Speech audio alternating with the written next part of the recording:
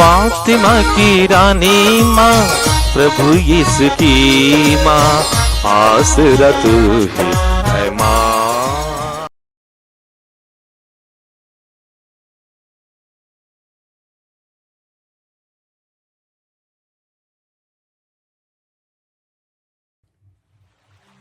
पहला पाठ नबी होशिया का ग्रंथ, अध्याय 14, पद संख्याएं 2 से 10 तक।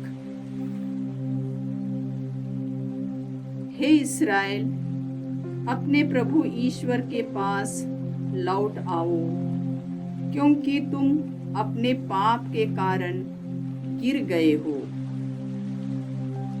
प्रार्थना का चढ़ावा लेकर प्रभु के पास लौट जाओ और यह कहो, हमारा अपराध क्षमा कर और हमारा शुभ संकल्प ग्रहण कर, जिससे हम बलि पशुओं के बदले तुझे अपनी प्रार्थनाएं चढ़ाएं। असूर हमको बचाने में असमर्थ है। हम फिर कभी ना तो घोड़ों पर सवार होंगे और ना अपने हाथ की बनाई हुई मूर्ति को अपना ईश्वर मानेंगे। तू ही अनाथ पर दया करता है। मैं उनके विश्वासघात का रोग दूर करूंगा। मैं उनको सारे हृदय से प्यार करूंगा, क्योंकि मेरा क्रोध उन पर से दूर हो गया है। मैं इस्राएल के रे ओस के सदृश बन जाऊंगा। वह सोसन की तरह खिल उठेगा और लेबानोन के देवदार की तरह जड़ें जमाएगा। उसकी शाखाएं दूर तक फैल जाएंगी। उसकी शोभा जैतून के सदृश और उसकी सुगंध देवदार की तरह होगी। इस्राएल फिर मेरी छाया में निवास करेगा और प्रचुर मात्रा में गेहूं उपजाएगा। वह दाखलता की भांति फलेगा फूलेगा और लेबानोन की अंगूर की तरह ख्याति प्राप्त करेगा। हे इफ्राइम, देव मूर्तियों से मुझको क्या? मैं तुम्हारी प्रार्थना सुनता और तुम्हारी देखरेख करता हूँ। मैं सदाबहार सरू का वृक्ष हूँ। तुम्हें मुझसे ही फल मिलता रहता है। कौन समझदार है जो ये बातें समझेगा? कौन बुद्धिमान जो इनका मर्म जान लेगा? प्रभु के मार्ग सीधे हैं, धर्मी उन पर चलते हैं, किंतु पापी इन पर गिर जाते हैं। प्रभु की वाणी। ईश्वर को धन्यवाद। अनुवाक्य। मैं ही तुम्हारा प्रभु ईश्वर हूँ, तुम मेरी बात सुन लो। मैं ही तुम्हारा प्रभु ईश्वर हूँ, तुम मेरी बात सुन लो। मैंने एक अपरिचित वाणी को यह कहते सुना, मैंने तुम्हारे कंधे पर से भार उतारा और तुमको बेगार से छुड़ाया। तुमने संकट में मेरी दुहाई दी और मैंने तुम्हारा उद्धार किया। अनुवाक्य। मैं ही तुम्हारा प्रभु ईश्वर हूँ, तुम मेरी बात सुन लो। मैं ही तुम्हारा प्रभु ईश्वर हूँ, तुम मेरी बात सुन लो। मैंने गरजते हुए बादलों में से तुम्हें उत्तर दिया। मैंने मरीबा के जलाशय के पास तुम्हारी परीक्षा ली। हे मेरी प्रजा, मेरी चेतावनी पर ध्यान दो। हे इस्राएल, मेरी बात सुन लो। अनुवाक्य, मैं ही तुम्हारा प्रभु ईश्वर हूँ, तुम मेरी बात सुन लो। मैं ही तुम्हारा प्रभु ईश्वर हूँ, तुम मेरी बात सुन लो। तुम लोगों के बीच कोई पराया देवता ना हो। तुम किसी पराये देवता की आराधना मत करो। मैं ही तुम्हारा प्रभु ईश्वर हूँ। मैं ही तुम्हें मिस्र से निकाल लाया। ओ, यदि मेरी प्रजा मेरी बात सुनती, यदि इस्राएल मेरे पथ पर चलता, तो मैं उनको उत्तम गेहूं खिलाता और उसे चट्टान के मधु से तृप्त करता। अनुवाक्य, मैं ही तुम्हारा प्रभु ईश्वर हूँ, तुम मेरी बात सुन लो। मैं ही तुम्हारा प्रभु ईश्वर हूँ, तुम मेरी बात सुन लो। जय घोष। प्रभु कहते हैं, पश्चाताप करो, स्वर्ग का राज्य निकट आ गया है। प्रभु आप लोगों के साथ हो और आपकी आत्मा सदमार्कुस के अनुसार पवित्र सुसमाचार। हे प्रभु तेरी महिमा हो। अध्याय 12 और संख्याएं 28 से 34 तक। एक शास्त्री यीशु के पास आया। उसने यह विवाद सुना था और यह देखकर कि यीशु ने सदूकियों को ठीक उत्तर दिया है, उनसे पूछा, सबसे पहली आज्ञा कौन सी है? यीशु ने उत्तर दिया, पहली आज्ञा यह है, हे इस्राएल सुनो, हमारा प्रभु ईश्वर एकमात्र प्रभु है। अपने प्रभु ईश्वर को अपने सारे हृदय, अपनी सारी आत्मा, अपनी सारी बुद्धि और सारी शक्ति से प्यार करो। दूसरी आज्ञा यह है, अपने पड़ोसी को अपने समान प्यार करो। इनसे बड़ी कोई आज्ञा नहीं है। शास्त्री ने उनसे कहा, ठीक है गुरुवर, आपने सच कहा है। एक ही ईश्वर है, उसके सिवा और कोई नहीं है। उसे अपने सारे हृदय, अपनी सारी बुद्धि और अपनी सारी शक्ति से प्यार करना और अपने पड़ोसी को अपने समान प्यार करना, यह हर प्रकार के होम और बलिदान से बढ़कर है। यीशु ने उसका विवेकपूर्ण उत्तर सुनकर उससे कहा, तुम ईश्वर के राज्य से दूर नहीं हो। इसके बाद किसी को यीशु से और प्रश्न करने का साहस नहीं हुआ। प्रभु का सुसमाचार। हे क्रिस्त तेरी स्तुति हो। जय यीशु क्रिस्त में प्रिय भाई और बहनों, आज का पहला पाठ नबी होशेया के ग्रंथ से है। अध्याय 14 और संख्याएं 2 से 10 तक। इसमें नबी इस्राएल के लोगों को पुकारता है, ये इस्राएल अपने प्रभु ईश्वर के पास लौट आओ। यह विषय नबियों का विषय है। हर नबी अपने विश्वासियों को, अपने लोगों को, इस्राएलियों को समझाता था कि प्रभु के पास लौट आओ। और नबी का कहना है, क्योंकि तुम अपने पाप के कारण गिर गए हो। पाप के कारण हम गिर जाते हैं।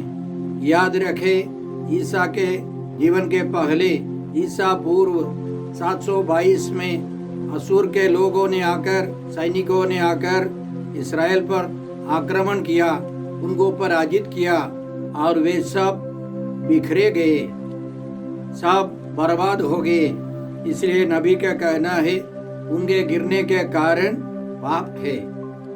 और नबी आगे कहता है, प्रार्थना का चढ़ावा लेकर प्रभु के पास लौट आओ और यह कहो, हमारा अपराध क्षमा कर और हमारा शुभ संकल्प ग्रहण कर, जिससे हम बलि पशुओं के बदले तुझे अपनी प्रार्थना चढ़ाए।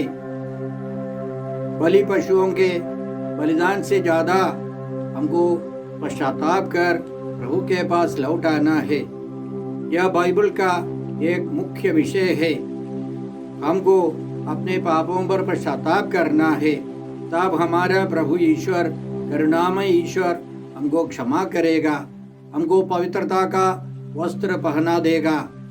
इसलिए आज के पाठ में भी ईश्वर के वचन, ईश्वर का जो संवाद है वो ज़्यादा है।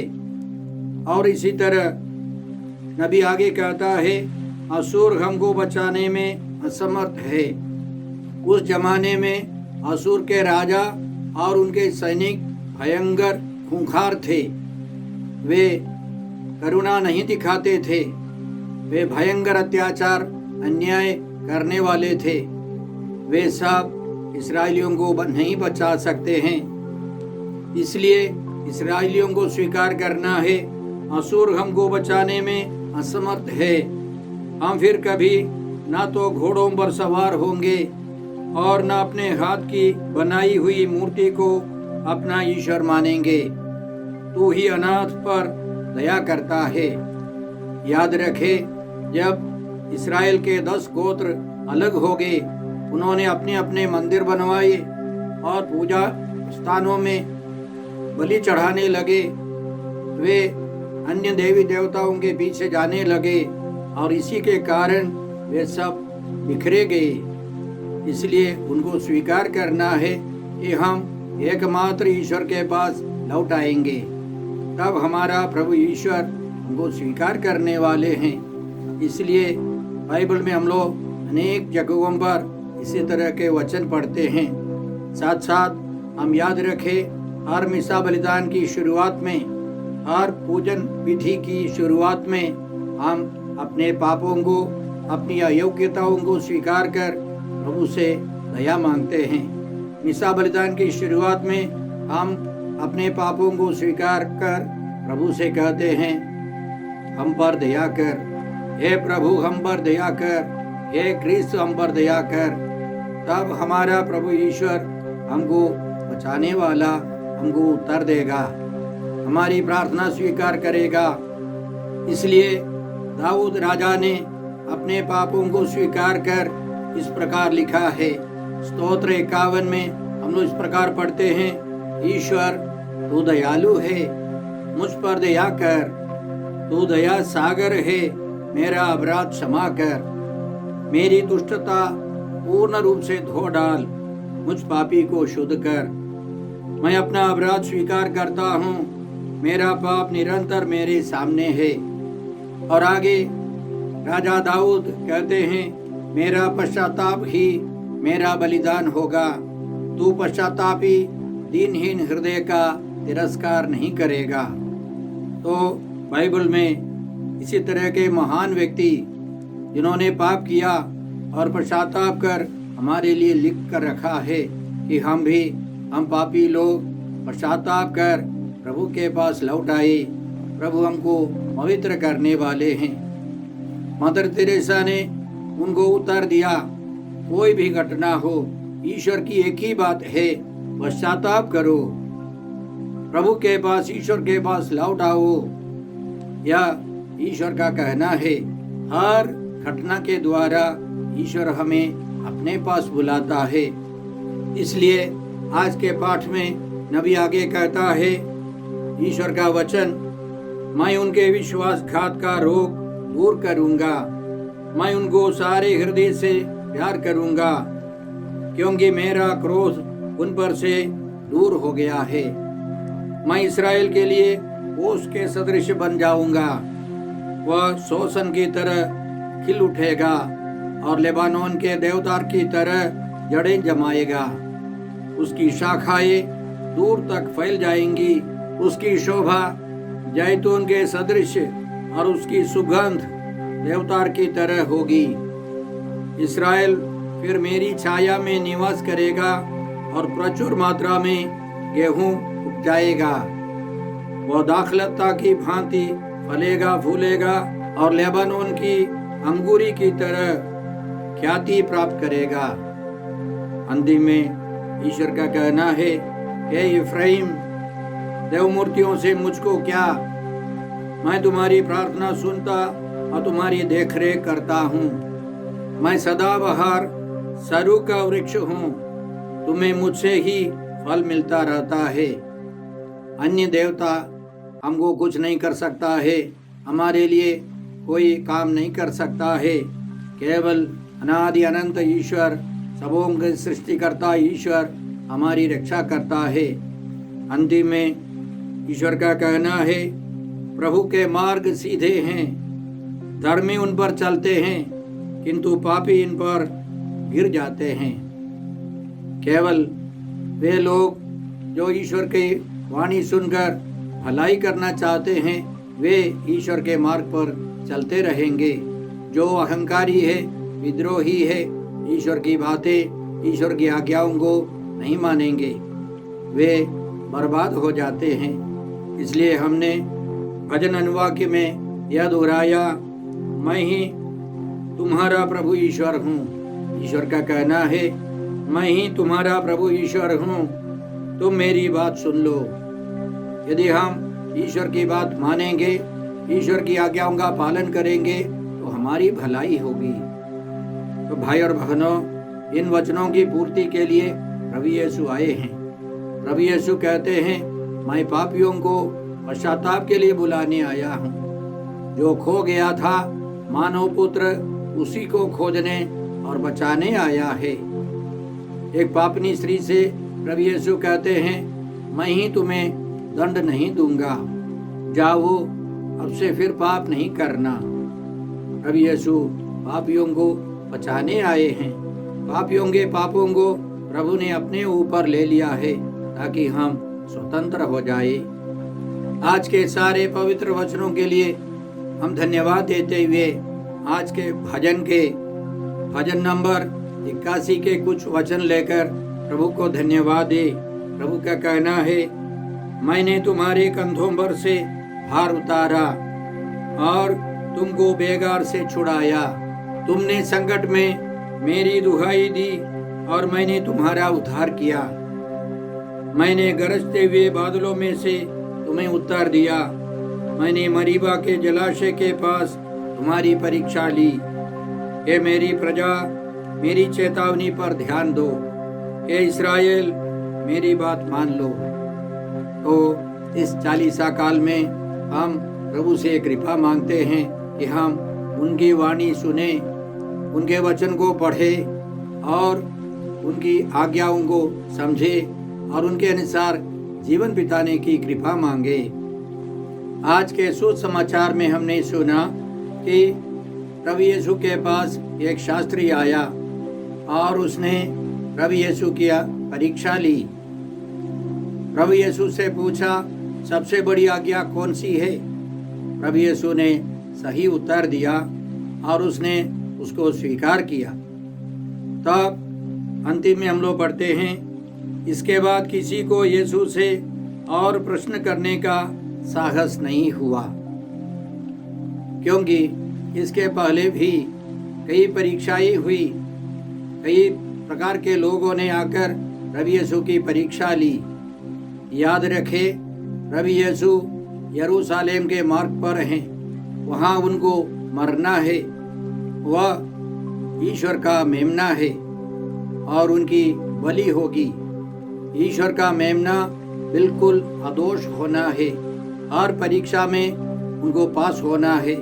याद रखे, इस सुसमाचार की शुरुआत में संत मार्कुस लिखते हैं, ईश्वर के पुत्र यीशु मसीह के सुसमाचार की शुरुआत, प्रारंभ।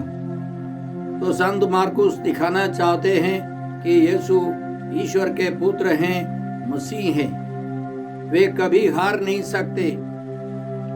फरीसी और शास्त्री हेरोदियों के साथ मिलकर आकर के प्रभु यीशु से प्रश्न किया था, कैसर को कर देना है या नहीं। उस परीक्षा में प्रभु यीशु पास हो गए। उसके बाद सदूकियों ने प्रभु से सवाल किया कि मृतकों का पुनरुत्थान होता है या नहीं। प्रभु ने अच्छी तरह उनको समझाया कि पुनरुत्थान होता है, मृतकों का पुनरुत्थान होता है। उनका मुंह भी बंद हो गया। अब यह देख करके यह शास्त्री प्रभु यीशु के पास आया। प्रभु यीशु ने उसको समझाया, सबसे पहली आज्ञा यह है, इस्राएल सुनो, या शमा इस्राएल। विधि विवरण ग्रंथ अध्याय 6 पद संख्या 4 और 5 में जो लिखा है वह सब यहूदी को मालूम होना है। प्रतिदिन वे इन वचनों को दोहराकर प्रार्थना करते थे। लेकिन लेवी ग्रंथ अध्याय 19 पद संख्या 18 में हम लोग इस प्रकार पढ़ते हैं, तुम ना तो बदला लो और न अपने देश भाइयों से मन मुटाव रखो। तुम अपने पड़ोसी को अपने समान प्यार करो, मैं प्रभु हूँ। तो इसलिए उन लोगों ने, इस्राएली लोगों ने इस नियम को उतना महत्व नहीं दिया। साथ साथ उनका मानना था कि पड़ोसी का मतलब पड़ोसी यहूदी। अन्य लोगों से प्यार करने के लिए उनको आदर दिखाने की कोई ज़रूरत नहीं है। संत लूकस के सुसमाचार अध्याय 10 पद संख्या 29 से हम लोग और विस्तार रूप से इस घटना के द्वारा बहुत कुछ समझ सकते हैं। उस शास्त्री ने यीशु से पूछा था कि आखिर मेरा पड़ोसी कौन है।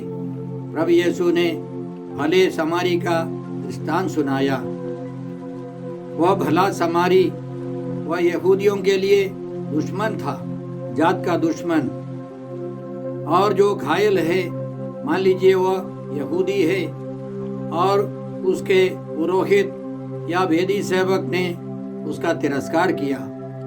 उस समारी ने आकर उस यहूदी की सेवा की और प्रभु यीशु कहते हैं अंतिम में, जाओ तुम भी ऐसा करो। यीशु ने उस आदमी से पूछा, डाकुओं के हाथों पड़े उस मनुष्य का पड़ोसी कौन निकला? और उसने उत्तर दिया, वही जिसने उस पर दया की। वह नहीं बोलता है कि समारी, वह यहूदी पंडित नहीं बोलता है कि वह भला समारी। और यीशु ने कहा, जाओ तुम भी ऐसा ही करो। कहने का मतलब अपने शत्रुओं को प्यार करना है, न केवल अपने मित्रों को। यह प्रभु यीशु का प्यार है, ईश्वर का प्रेम सबों के लिए है। इसलिए प्रभु यीशु ने यह दृष्टांत सुनाया और समझाया कि हमारा पड़ोसी कौन है। जिन व्यक्तियों को हम दुश्मन के रूप में देखते हैं वे सब हमारे पड़ोसी हैं। उनको प्यार करना है। हमारे प्रेम का परीक्षा वहाँ होती है।